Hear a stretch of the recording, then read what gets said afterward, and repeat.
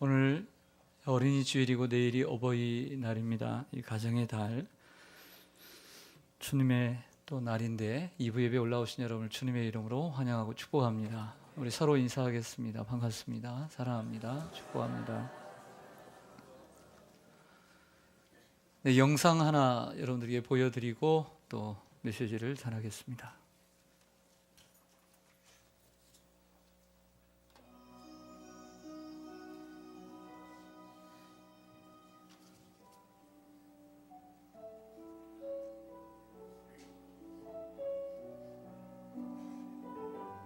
시장통 작은 분식점에서 찐빵과 만두를 만들어 파는 어머니가 있었습니다.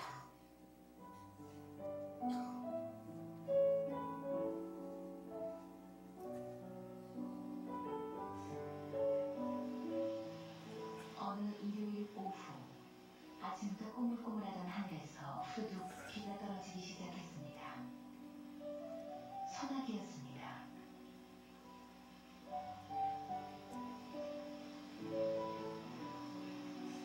그런데 1시간이 지나도 2시간이 지나도 그치기는커녕 빗발이 점점 더 굵어지자 어머니는 서둘러 가게를 정리한 뒤 큰 길로 나와 우산 2개를 샀습니다.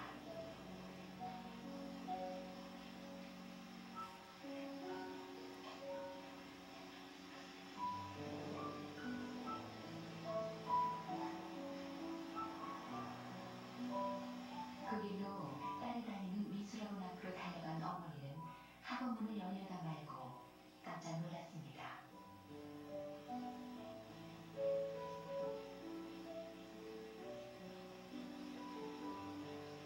작업복에 낡은 슬리퍼, 앞치마엔 밀가루 반죽이 덕지덕지 묻어 있었기 때문입니다. 안 그래도 감수성이 예민한 여고생 딸이 상처를 입을까 두려운 어머니는 건물 아래층에서 학원이 파하기를 기다리기로 했습니다. 한참을 서성대던 어머니가 문득 3층 학원 창가를 올려다봤을 때 아래쪽 어머니를 내려다보고 있던 딸과 눈이 마주쳤습니다. 어머니는 반갑게 손짓했지만 딸은 못 본 척 얼른 몸을 숨겼다가 다시 삐죽 고개를 내밀고 숨겼다가 얼굴을 내밀고 난 뿐 초라한 엄마가 기다리는 걸 원하지 않는 것 같았습니다. 슬픔에 잠긴 어머니는 그냥 돌아섰습니다.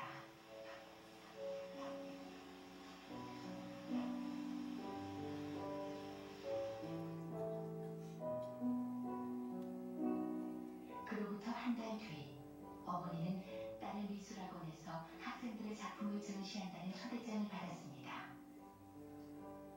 딸이 부끄러워할 것만 같아 한나절을 망설이던 어머니는 다저녁에야 이웃에게 잠시 가게를 맡긴 뒤 부랴부랴 딸의 미술학원으로 갔습니다. 아휴, 끝나버렸으면 어쩌지? 다행히 전시장 문은 열려 있었습니다. 벽에 가득 걸린 그림들을 하나하나 훑어보던 어머니는 한 그림 앞에서 그만 가슴이 덜컥 내려앉았습니다.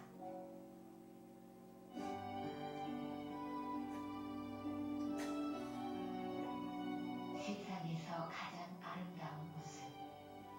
비, 우산, 밀가루 반죽이 허옇게 묻은 앞치마. 그림 속엔 그녀가 학원 앞에서 딸을 기다리던 날의 초라한 눈물이 들어있었습니다. 딸이 창문 뒤에 숨어서 우산을 들고 서 있는 어머니의 모습을 파폭에 담고 가슴에 담았던 것입니다.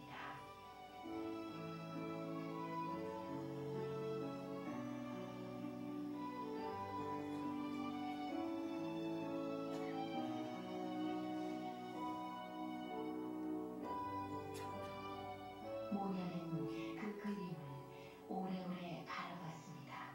세상에서 가장 행복한 모습으로.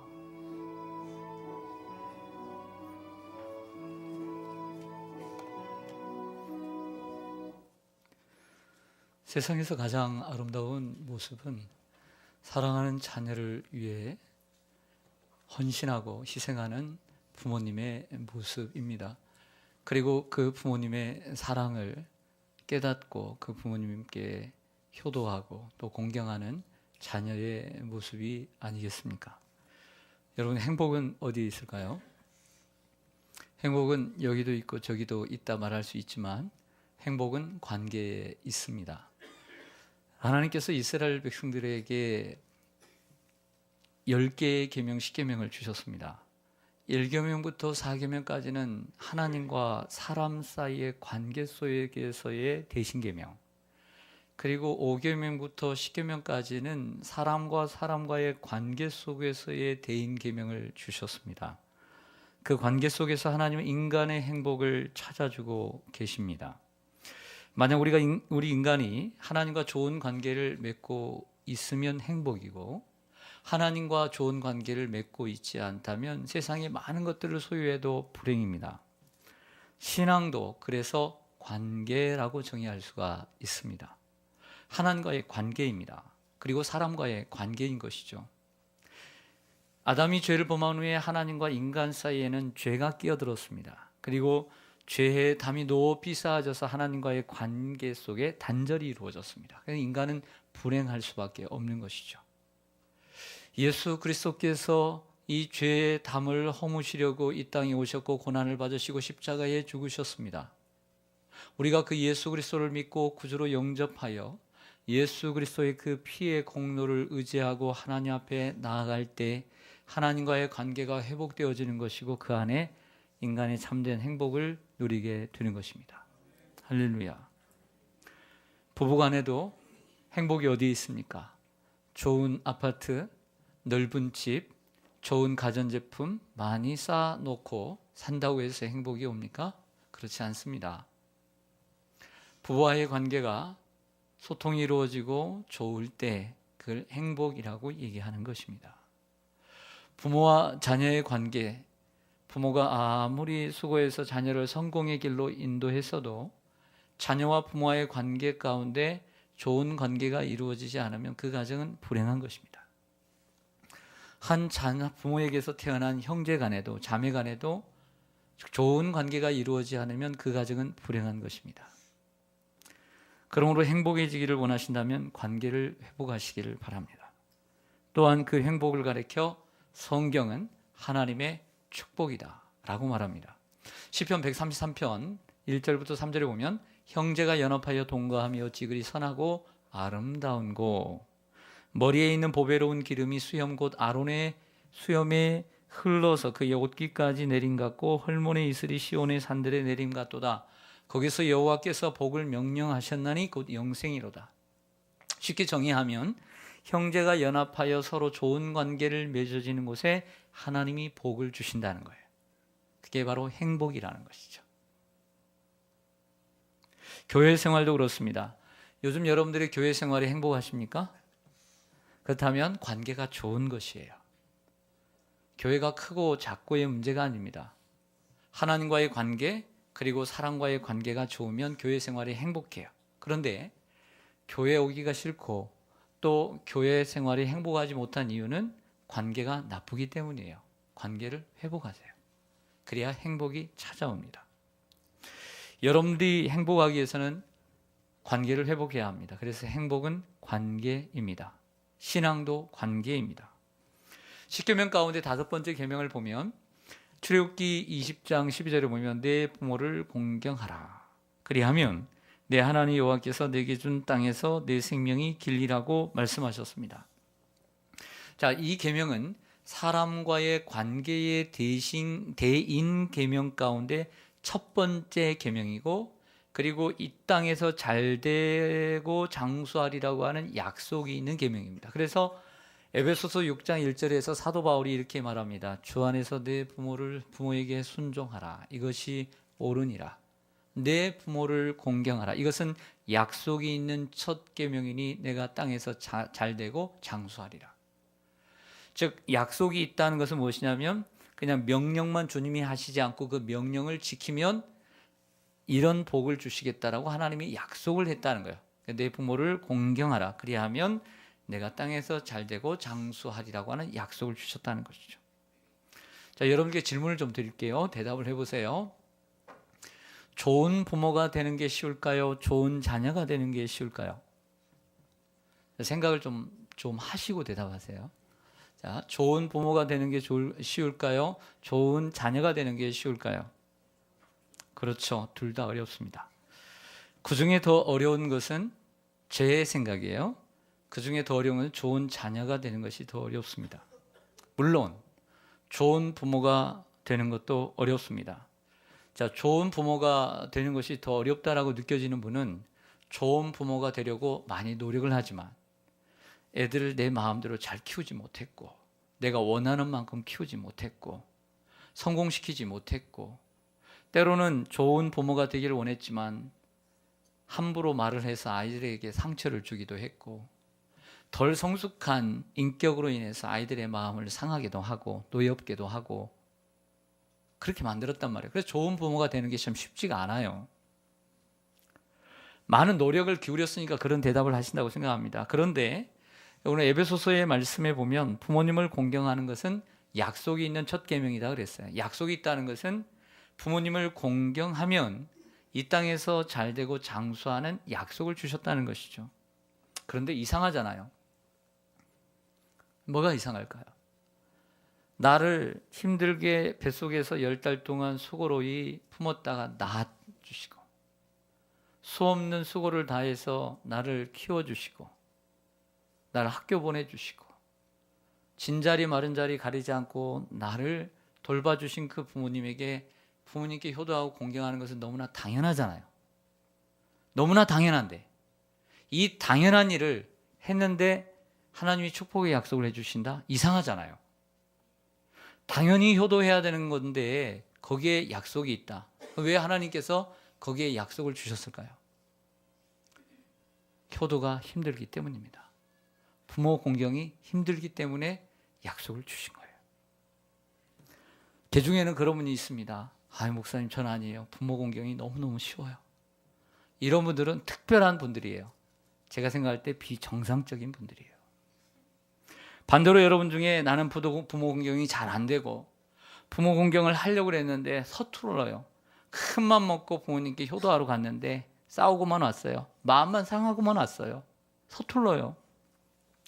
부모님과의 관계가 깨어져 있다면 자, 그것 때문에 고민은 하시되 이상한 건 아니다. 그게 정상적인 거예요. 부모 공경이 힘들기 때문이에요. 상대적으로 자녀를 사랑하는 것에 하나님께서 복을 약속하셨을까요? 오늘 교동문에도 있지만 자녀를 사랑하는 일에 복은 없어요. 자녀 자체가 복이에요. 할렐루야. 태의 열매가 그의 상급이고 하나님의 복이에요. 그 자체로 복인 거예요. 자녀를 잘 기른다고 복이 있는 게 아니에요. 부모 공경에만 복이 약속되어 있는 것이죠. 왜 그렇습니까? 저절로 되는데 무슨 복을 줘요? 저절로 그냥 배고프면 그냥 밥에게 숟가락이 가는 것처럼 자녀 사랑은 그냥 가는데 왜 복을 주시겠어요? 하나님께서 복을 주실 필요가 없죠. 잘 안 되니까, 어려우니까, 힘드니까 부모 공경은, 그래서 그렇게 부모 공경을 잘하는 사람에게는 하나님이 축복의 약속을 주신 줄로 믿습니다.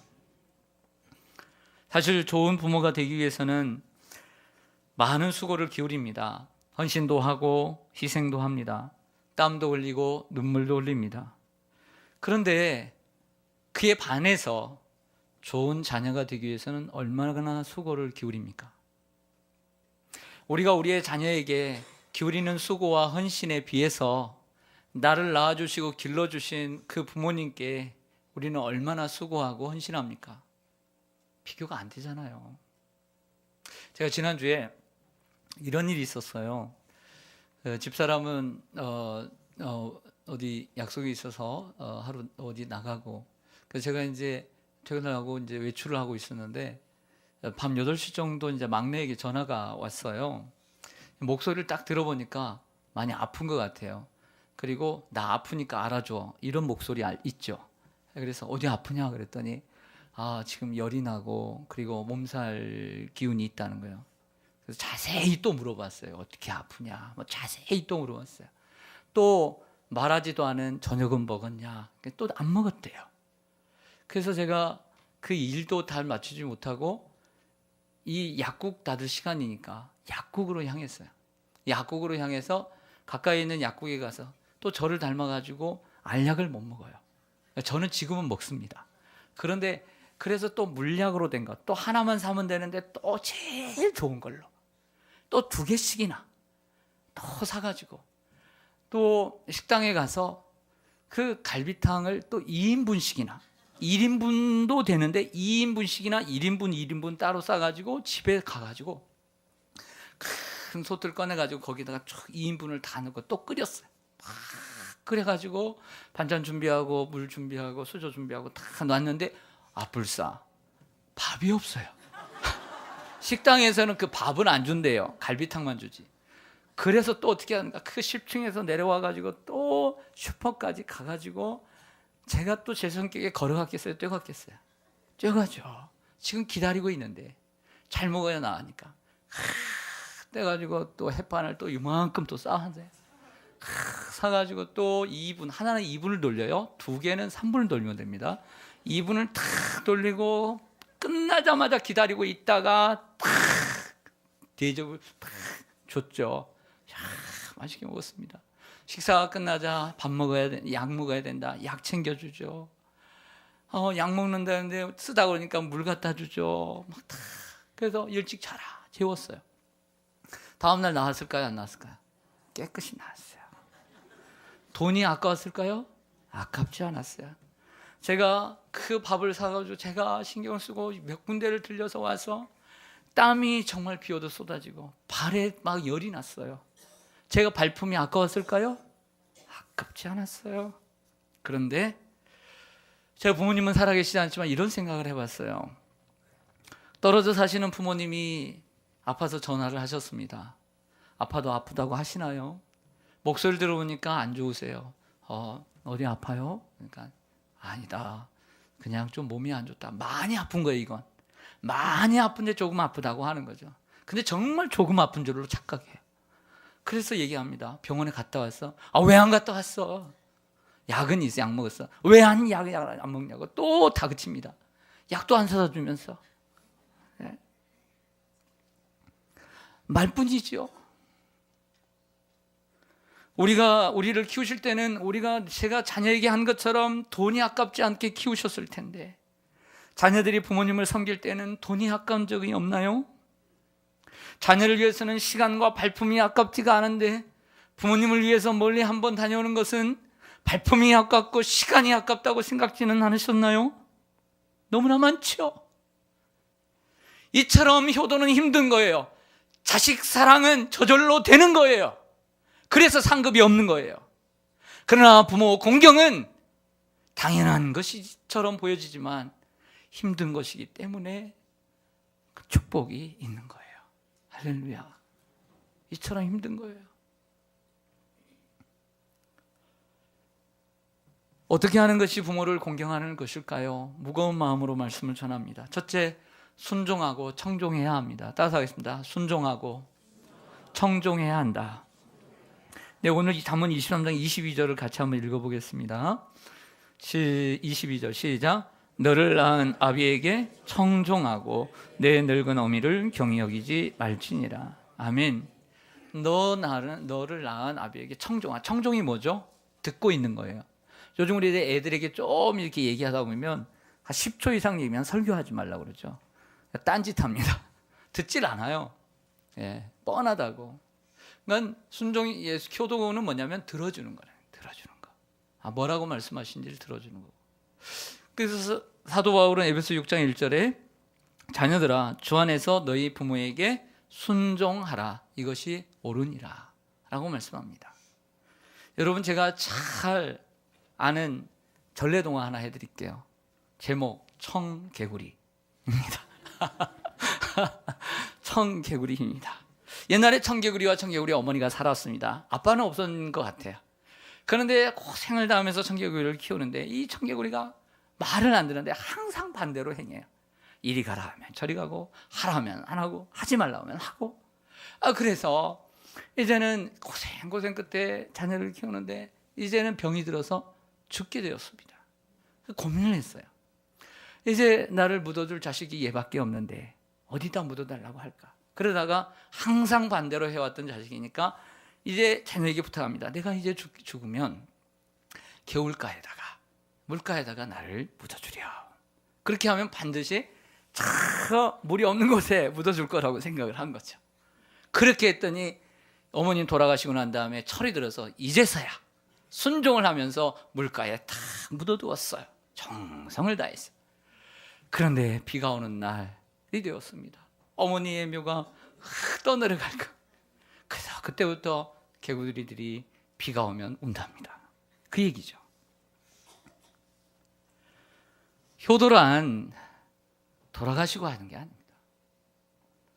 효도란 단 하루라도 살아 계실 때 하는 것입니다.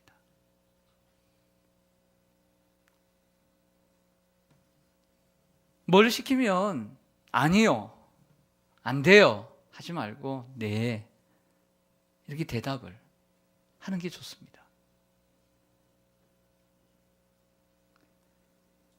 누가복음 2장 51절에 예수께서 함께 내려가서 나사렛에 이르러 순종하여 받드시더라. 12살 되던 예수 그리스도께서 육신의 부모님인 요셉과 마리아에게 나사렛에 내려가서 순종하여 받으셨다라고 말하고 있습니다. 살아계실 때 이해하고 그리고 청종하는 것, 이것이 효라고 성경은 말씀합니다. 고린도후서 1장 18절 이하에 하나님은 미쁘시니라 우리가 너희에게 한 말은 이해하고 아니라 함이 없노라. 우리 곧 나와 실로아노와 디모데로 말미암아 너희 가운데 전파된 하나님의 아들 예수 그리스도는 예하고 아니라 함이 되지 아니하셨으니 그에게는 예만 되었느니라. 여러분들의 자녀들이 효자인지 아닌지를 판가름할 수 있는 건 여러분들이 할 말 때 예, 알겠습니다. 이렇게 효자인 거예요. 할렐루야. 어떠신 것 같아요? 서로 인사해 보겠습니다. 효자를 주셨습니까? 한번 인사해 보세요. 효자를 주셨습니까? 네. 효가 무엇이냐? 성경은 말합니다. 청종하고 그리고 늙었다고 어미를 경히 여기지 말라. 저처럼 젊고 힘 있을 부모는 애들이 꼼짝을 못하죠. 힘도 있고 돈도 있고 엄마 아빠 없으면 지금 못 사니까 학교도 못 가고 옷도 못 사 입고 편안한 생활 못 하니까 잘 보여야죠. 그런데 다 쏟아붓고 나이가 들어 늙어가지고 힘도 없고 돈도 없고 절도 없고 다 없는 그런 부모님 경히 여기지 말라. 그런 부모님에게도 순종하라, 청종하라 이렇게 말합니다.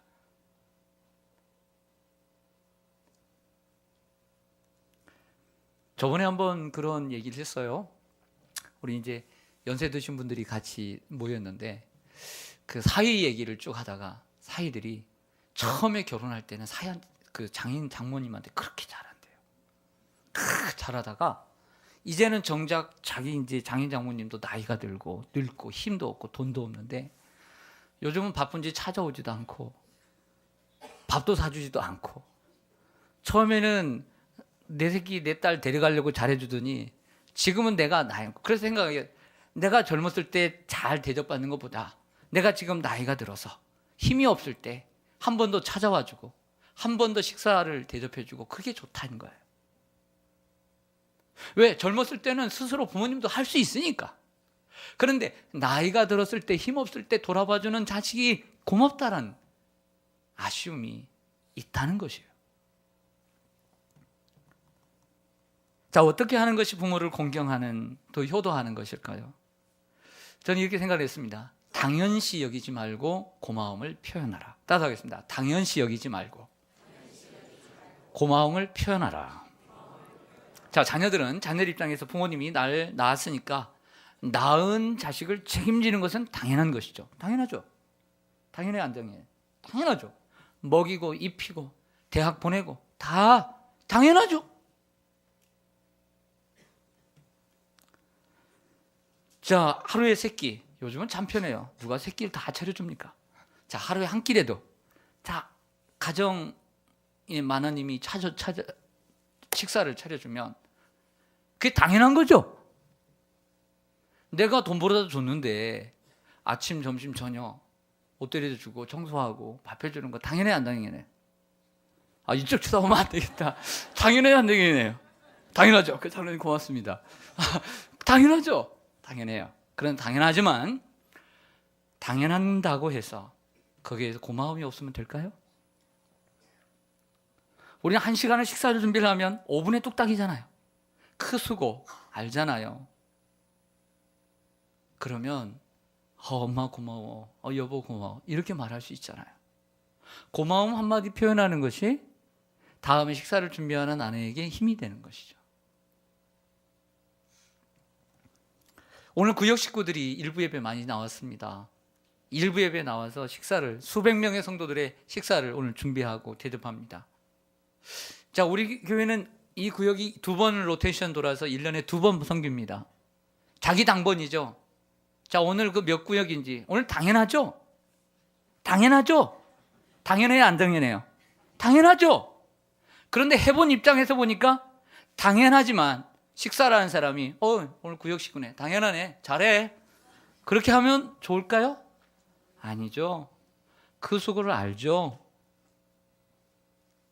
자, 선생님들이 국가에서 주는 돈 받고 월급 받고 아이들 가르칩니다. 당연하죠. 돈 받았으니까. 그렇게 생각하면 될까요? 목사가 여기서 설교하는데 당연히 교회에서 사례해주고 우리 헌금 내가지고 사례주니까 새벽 예배 설교하고 수요예배 설교하고 금요기도에 설교하고 주일 오전 예배 설교하고 오후 예배 설교하고 신방하고 당연하죠. 그 당연한 것을 당연하다고 생각하면 세상은 메마르고 삭막하죠. 부모님이 나를 이렇게 먹이고 입히고 그리고 투자해서 헌신해서 희생해서 하는 건 당연하죠. 그러나 그 당연한 것을 당연하게 생각하면 효가 없어요. 무슨 효가 있겠어요? 자, 역지사지 해보겠습니다. 그렇게 사랑받은 여러분들이 여러분 자녀들을 가르치죠? 그만큼 수고했죠? 헌신하셨죠? 근데 여러분들의 자녀들이 뭐 당연하네 뭐 이렇게 생각하면 기분 좋으시겠어요? 안 좋죠? 똑같은 거죠. 세상 일을 모든 것을 당연하다고 생각하면 안 된다는 거예요. 당연하게 생각지 말고 고마움을 표현하는 거죠. 말로써 고마움을 표현하는 거예요. 조그마한 선물로서 카네이션 하나라도 선물을 그리고 편지로 그 마음을 표현하는 것. 이것이 효도죠. 당연하다고 생각하면 안 되는 거예요. 준비된 영상 하나 더 보시겠습니다.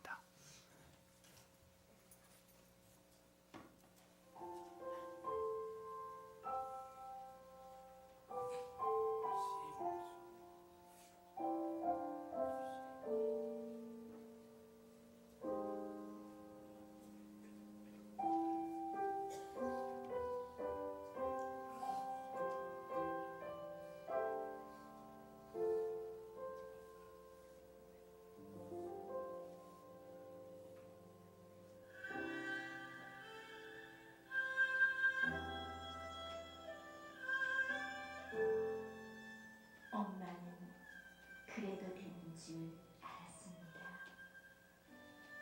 하루 종일 밭에서 힘들게 일해도 엄마는 그래도 되는 줄 알았습니다.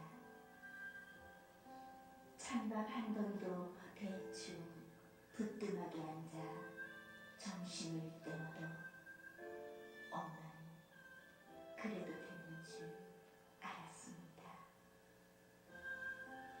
한겨울 맨물에서 맨손으로 빨래를 방망이질해도 엄마는 그래도 되는 줄 알았습니다.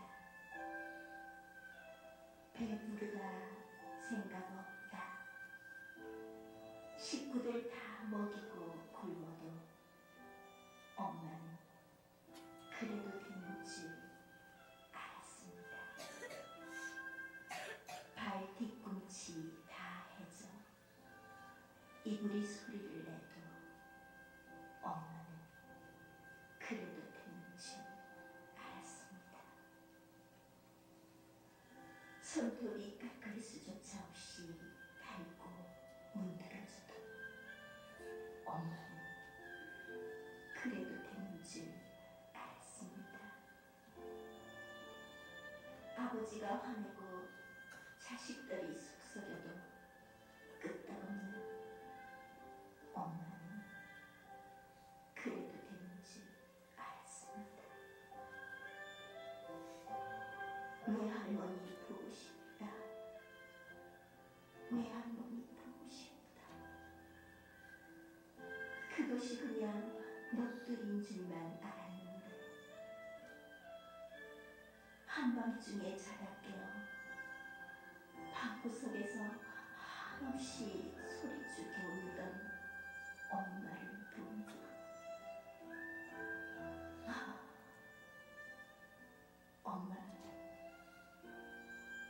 엄마는 그러면 안 되는 것이었습니다.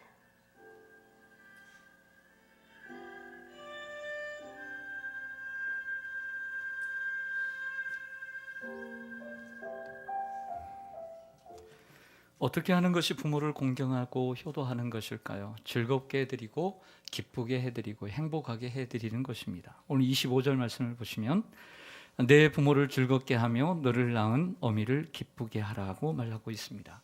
자, 저를 보겠습니다. 일반적으로 자녀 교육을 이야기할 때 부모가 이루지 못한 꿈을, 부모가 이루지 못한 것을 자녀에게 대리 만족을 얻기 위해서 강요하는 것은 잘못된 교육이라고 우리가 배워왔습니다만은 저는 조금 생각을 달리 합니다. 물론 자녀들이 적성에 맞지 않고 자녀들이 뭔가를 억지로 하는 것은 좋은 것은 아니지만 부모가 시키는 것이 무조건 그 자녀에게 맞지 않거나 혹은 자녀의 행복을 회방하는 것은 아니란 말입니다. 좋은 인생을 좀 더 행복한 인생을 살아가도록 얘기하는 것이 부모의 마음이 아니겠습니까? 예를 들면 그 부모가 원하는 것도 자녀들에게 행복이 되고 또 자녀의 행복이 부모님을 기쁘시게 해드리는 거라면 왜 그거 못 해드립니까? 그게 왜 잘못된 교육입니까? 예를 들어서 부모는 자기가 못 배운 한을 자녀를 통해서 만족을 누리려고 합니다.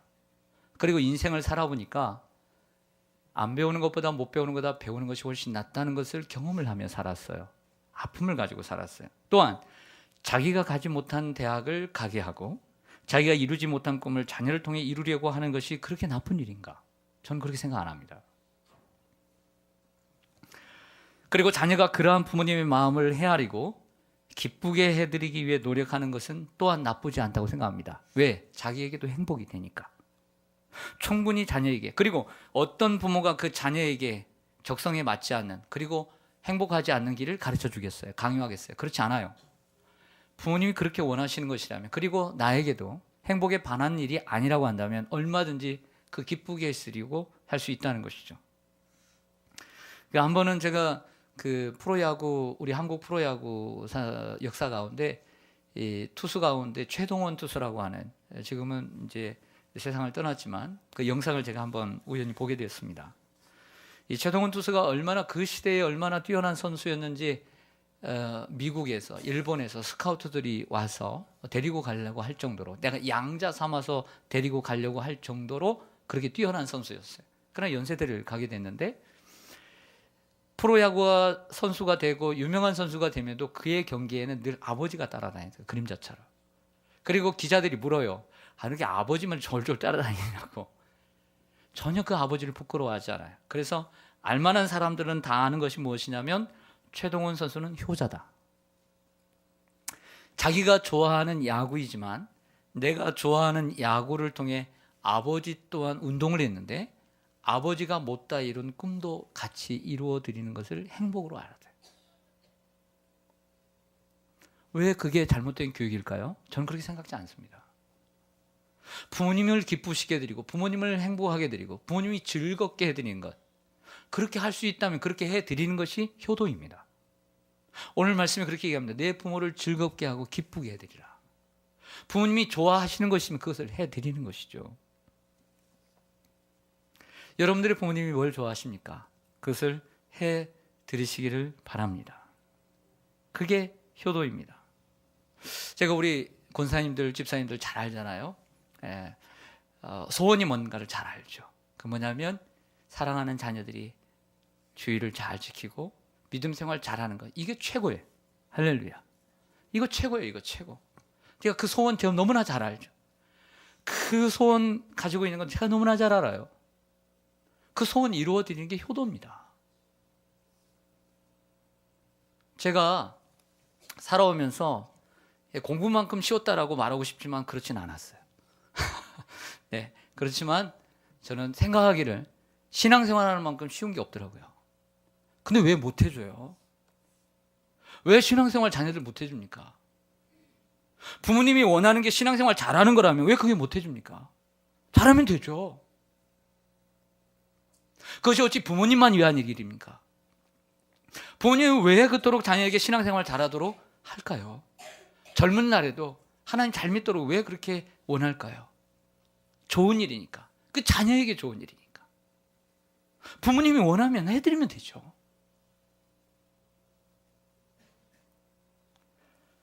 이것이 가장 큰 효라고 저는 생각합니다.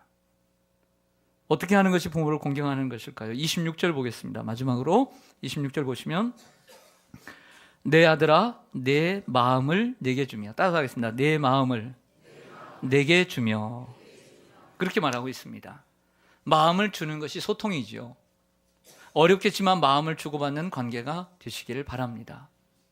여러분, 자녀가 부모에게 마음을 많이 줄까요? 부모가 자녀에게 마음을 많이 줄까요? 그렇죠. 자녀는 마음을 안 줘요. 근데 부모는 그놈의 자존심도 없어. 그놈의 자존심도 그냥 버렸어요. 그리고 마음을 다 보여줘요. 근데 자녀는 마음을 안 줘요. 어릴 때는 좀 주듯이 보이는데 이놈의 머리가 커지면서 안 줘요. 그러나 오늘 말합니다. 아들아, 내 마음을 나에게 주라. 이렇게 말합니다. 어렵겠지만 마음을 주고받는 관계가 되시기를 바랍니다. 며느리들이 싫어하는 음식이 시금치랍니다. 시도 안 읽고요. 성경에 시편도 안 읽는데요. 시자가 들어가면 무조건 덮어놓고 안 좋아한답니다. 그래도 우리 시부모님들께 마음을 좀 열어서 주시기를 바랍니다. 그리고 시부모님도 딸이 있다면 생각해 보세요. 내 딸이 시집가서 어떤 대우를 받고 어떤 대접을 받고 시집살이를 하면 좋을까를 생각해 보면 내 집에 들어온 딸을 어떻게 대해야 되는지 답이 나올 거라고 생각을 합니다. 남편이 장인 장모님을 잘 챙겨드리면 아내가 당연히 시부모님을 잘 섬겨드리겠죠. 아내가 시부모님께 잘하면 또 남편도 잘해주겠죠. 그러나 그보다 선행되어야 할 것이 있다고 저는 생각을 해요. 그것보다. 그건 뭐냐면 아내가 남편을 잘 섬기고 자녀를 잘 양육하고 현모양처가 되면 남편은 그 아내를 낳아주시고 길러주신 부모님께 잘하고 그리고 그 부모님의 형제들에게, 그 가족들에게 잘할 수밖에 없는 거예요. 반대로 남편이 가장의 역할을 잘하고 아내를 사랑하고 아내를 아끼고 행복하게 만들어주면 아내는 말하지 않아도 이런 남편을 낳아주시고 길러주신 부모님께 잘하고 그 가족들에게 잘하는 거예요. 이것이 바로 효도의 지름길인 거예요. 이게 효도의 지름길이에요.